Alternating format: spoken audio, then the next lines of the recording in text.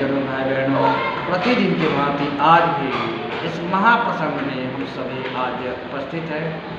मेरे श्रोता भगवान परमादरणीय दर्शकगण एवं समस्त दिन भाई बंधु सब, आज इस महाप्रसंग में मर्यादा के संदर्भ में समझाने की कोशिश किया जाए। मर्यादा एक ऐसा शब्द है जो प्रेम बंधन और एक अलग अलग भावनात्मक श्रेणी कुटुंबी बांटा हुआ है। जिस तरह से खेत की आड़ी अलग अलग निर्धारित रहता है, इसी तरह से हमारे संसार के सभी हित मित्र नाते रिश्तेदार सगे संबंधी सबके साथ माता पिता भाई बंधु भैया भाभी सारे लोगों के साथ अलग अलग मर्यादा निर्धारित है। हम माता पिता के साथ किस मर्यादा में बात करेंगे, अपने बड़े भाई के साथ किस मर्यादा में बात करेंगे, छोटे के साथ कैसा मर्यादा व्यवहार करेंगे, अर्थात गुरुजनों के साथ कैसा व्यवहार करेंगे, अपने सहपाठियों के साथ कैसा व्यवहार करेंगे। इस सब के बोलने चालने का एक लिमिट है जिसको मर्यादा नाम है। आज हमारे धर्म ग्रंथ रामायण साक्षी है कि मर्यादा पुरुषोत्तम श्री राम भगवान मर्यादा पुरुषोत्तम हो गए, पुरुषों में उत्तम हो गए। क्यों हो गए? उनका एक एक कदम सोच विचार कर निर्णय लेते थे, सोच विचार कर कदम चलता था, सोच विचार कर सबके साथ व्यवहार करते थे, मर्यादा में रहकर हर बात हर काम करते थे। मर्यादा में रहकर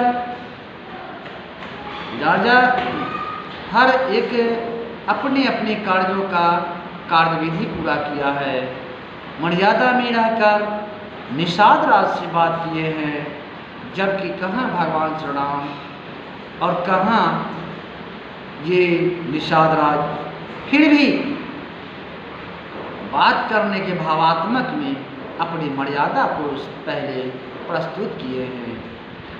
उन्होंने जबकि सोचा, भगवान राम यह पावन वचन सोचा मन में कि निषाद राज है तो क्या है, पार से उस पार, इस पार से उस पार कराने वाला यही निषाद राज है।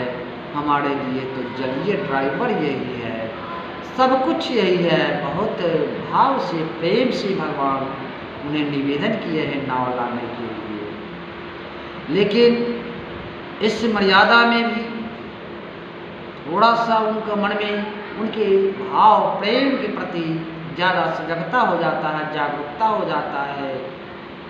निषाद राज को निषाद राज कहते हैं, अपनी मर्यादा में ही बात करते हैं।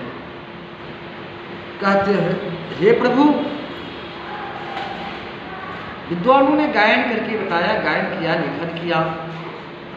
तार चरण के मरम भेद मैं जाना, जब तक चरण पखार ही नहीं, तब तक प्रभु नाम न बैठावा।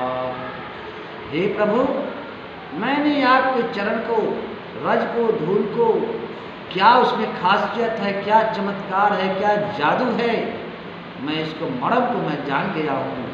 इसलिए हे प्रभु, जब तक मैं आपके चरण का रज को, धूल को अच्छा से धो नहीं लेता हूँ, अपने कठौती में चरणामृत पान नहीं कर लेता हूँ, चख कर मैं उस धूल के उस पान को जांच नहीं लेता हूँ, तब तक मैं आपको नाव पर नहीं बिठाऊंगा।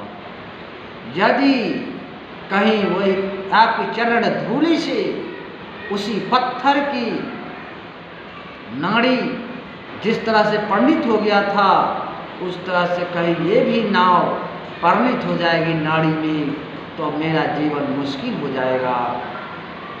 हर एक एक शब्द निषाद राज मर्यादा में प्रस्तुत किए हैं। भगवान राम भी व्यवहार मर्यादा में किए हैं। इधर लखनलाल थोड़ा सा उनका शब्द क्रोध में परिणित हो जाता है, बेमर्यादा में जाते हैं। भगवान राम मुस्कुरा कर कहते हैं कि या तुम लखनलाल तुम मेरे निषाद राज को भावना को नहीं समझ रहे हैं, नहीं समझ रहे हो। ये प्रेम में विह्वल दग दग पागल प्रेम भइल मोर निषाद राज मोर में मोर